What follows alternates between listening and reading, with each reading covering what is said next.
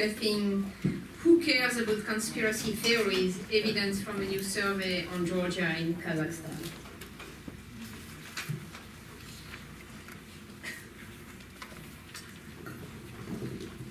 Okay, so people who study our region noticed after the Ukraine crisis began the stark difference in narratives about what was going on there between Russia and the West, both about what was happening in Ukraine and more broadly about what was happening in the world. There were stark differences in geopolitical narratives.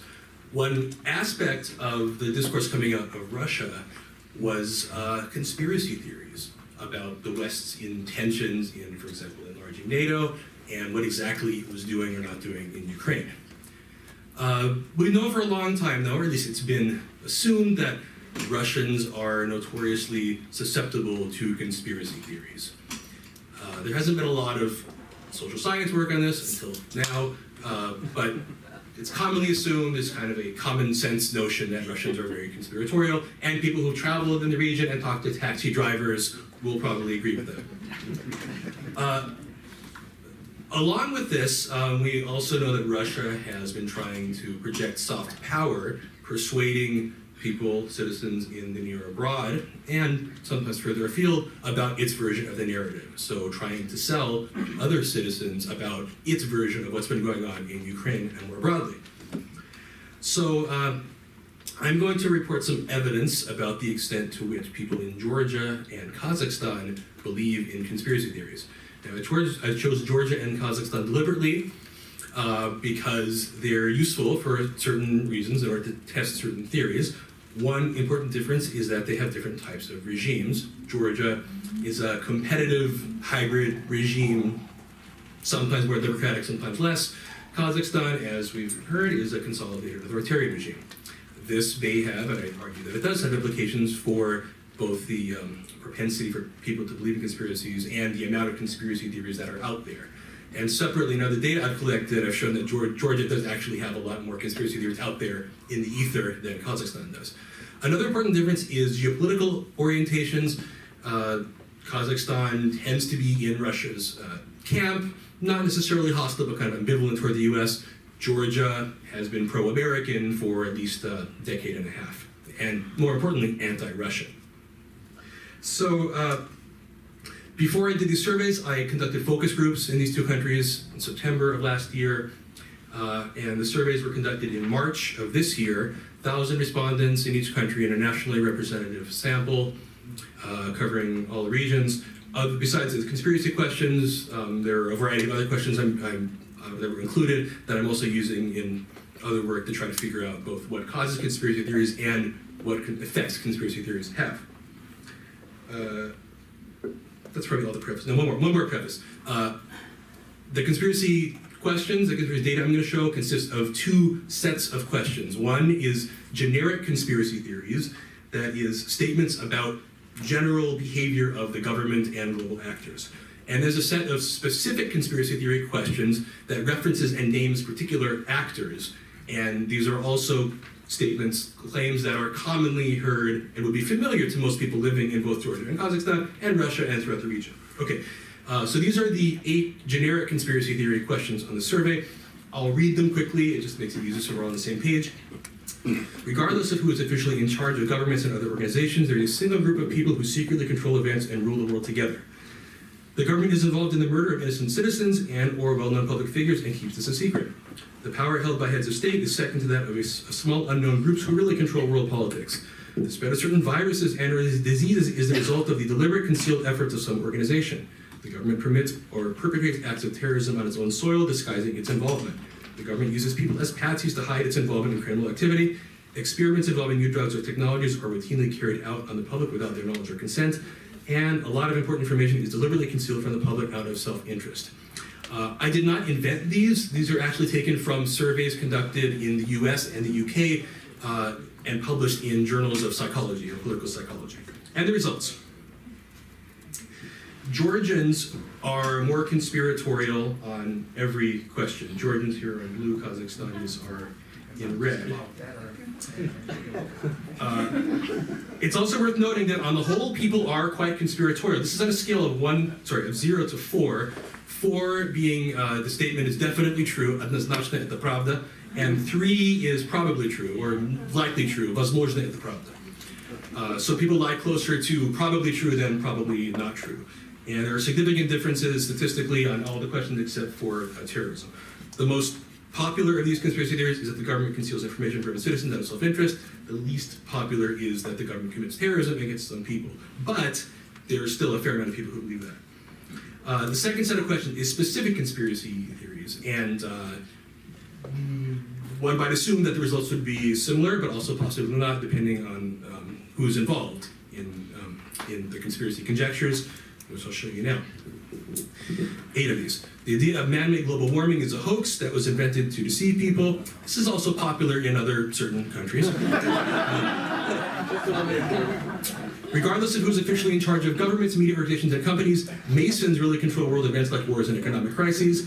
Mikhail Gorbachev was really working for the CIA when the Soviet Union collapsed. America supports fascists in Ukraine in order to increase its geopolitical influence. Russia, America, and other powerful countries secretly work together to control world events. The 9/11 attacks on the Twin Towers were perpetrated by the American government. Regardless of who was officially in charge, like the early one, but substituting Jews for Masons. And America employs local non-governmental organizations to overthrow governments in the former Soviet Union. And here are the results. This turns out to be a little bit different. On the whole, scores are a bit lower. That is, people tend toward probably not true more often than probably true. It's also worth noting that Georgians are not more conspiratorial across the board. The two people from the two countries are roughly equal on the questions of global warming, Jews, and NGOs. Kazakhstanis score higher on the questions about fascists in Ukraine and 9/11. Maybe not coincidentally, these are narratives strongly pushed by the Kremlin and shown on Russian television. It's interesting, I think, that Georgians and both groups are roughly similar on the question of whether NGOs are used as a geopolitical tool to overthrow governments. You would expect Kazakhstanis to believe that, but why Georgians? My supposition, based on focus groups, is that there's a lot of dissatisfaction with the nature of politics in Georgia, and there's kind of a revisionist narrative now about the Rose Revolution, which was largely attributed to American and non-governmental organization influence. And it's also interesting that Georgians are more likely to believe that Russia and America and global actors conspire together to influence politics. There's a very big difference there.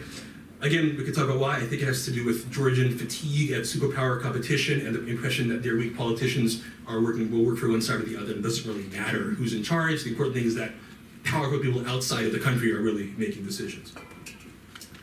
To put this in perspective, because we can compare these two countries, but how conspiratorial are these people as a whole? So on the question of secret groups, that was on the previous slide, where the secret groups really control world events, that same question has been asked in the US, and in terms of people who are more likely to agree than disagree, 30% of Americans agree with that conspiracy theory, compared to 57% of Georgians and 50% of Kazakhstanis. So the post-Soviet citizens come out ahead there. On the global warming conspiracy, 18% of citizens of the UK in one survey believe global warming is a hoax, 31% of Georgians and 38% of Kazakhstanis. That is people in the top two categories of agreement. That the government conceals information from its citizens. Okay, Georgia's average score at a 5-point scale is 3.9, Kazakhstan is 3.2, but Brits are 3.86 out of 5, so much closer to Georgia than Kazakhstanis. And finally, 9/11. There have been a variety of surveys in different countries about what people believe about it. Just taking one from 2008, 23% of Germans, 36% of Turks believe 9/11 was a conspiracy, 14% of Georgians only, but 45% of Kazakhstanis. So there are a variety of ways to try to explain this, and I've been doing statistical tests. One thing I'm going to show here, actually I'm not going to show it, I'm just going to tell you, is it Russian soft power? Is Russia responsible for these conspiracy theories?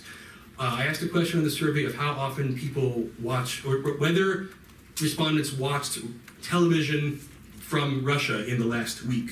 So it's a measure of whether people get their information from Russian TV. And then I compare the average conspiracy theory score of people who did and didn't watch. In Georgia, there's no difference. 11% of Georgians watch Russian TV in the last week, no difference. In Kazakhstan, there is a difference, 2.4 versus 2.3. So people who watch Russian TV are slightly more conspiratorial. But notably, even the higher group of Kazakhstanis are way lower than Georgians, even the ones who watch Russian TV. And that's on the generic conspiracy theory scale. On the specific conspiracy theory scale, if you average it out, there's no difference, even in Kazakhstan, between people who watch Russian TV and people who don't. On specific geopolitically salient questions in which you'd expect Russian TV to matter, in Georgia, again, there's no difference between viewers and non-viewers. In Kazakhstan, the question of whether U.S. supports fascists, U.S. supports NGOs on 9/11, only on the question of fascists is there a significant difference between people who watch and do not watch Russian TV in Kazakhstan, but no difference on NGOs or 9/11 in Kazakhstan. One more thing I checked for this memo is whether ethnic Russians are different from non-ethnic Russians. And this is only possible in Kazakhstan because that's where there are ethnic Russians. I oversampled ethnic Russians in this survey, so 33% of the total are. And it turns out ethnic Russians are quite a bit more conspiratorial than non-ethnic Russians in Kazakhstan, with an average score of 2.42 versus 2.26. This is significant, but again, still much lower than the average score of Georgians as a whole. And separately, in a statistical analysis in which I include other variables, it turns out if you include a variable for institutional trust and for government approval, ethnic Russians score much lower than other people within Kazakhstan. If you include those two variables, the effect of being ethnic Russian disappears. So it's not the fact that one is Russian, but the fact that Russians are more likely to feel more alienated from the state that really matters in determining people's conspiracy beliefs. Conclusion. Conspiracy theories are quite widespread and widely believed, but there's important variation.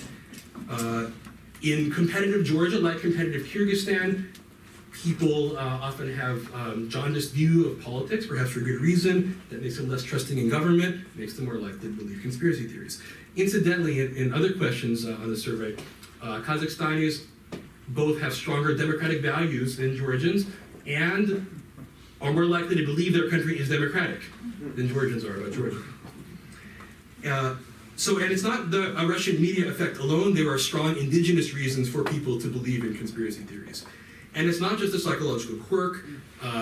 People there, like everywhere, have biases, and they're simply applying their life experience in order to make judgments about the political world.